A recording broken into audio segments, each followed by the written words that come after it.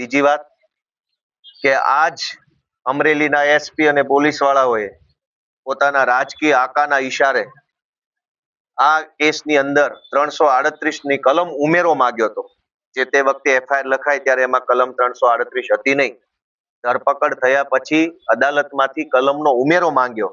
અદાલતે મંજૂરી આપી કલમ ઉમેરવાની અને ત્યારબાદ આ વખતે પોલીસે જે મને પાયલબેને જે કાગળ બતાવ્યા એમાં પોલીસે અદાલતમાં લખીને આપ્યું કે 338 ની કોઈ જરૂર નથી, 338 પ્રમાણેનો કોઈ ગુનો બન્યો નથી, એના કોઈ પુરાવા નથી, એટલે 338 હટાવી દેવી. જે પોલીસે પહેલા 338 લગાવવાની માંગણી કરી એ પોલીસ હવે હટાવવાની માંગણી કરે. એનો સીધો અર્થ એ થયો કે અમરેલી જિલ્લા પોલીસ, એસપી આ બધા જ લોકો ભાજપના હાથાઓ અને દલાલો બનીને કામ કરે છે.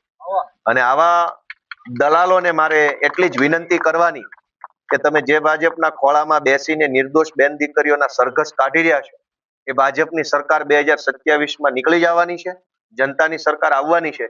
ત્યારે તમારી શું હાલત થશે, કઈ જેલની કઈ કોટડીમાં ચક્કી વીસતા હશો, એટલું વિચારી અને ભાજપની દલાલી કરશો તો સુખેથી શાંતિથી જીવી શકશો. નહીતર 2027માં આમ આદમી પાર્ટીની સરકાર આ દલાલોને ઠેકાણે પાડવાની છે.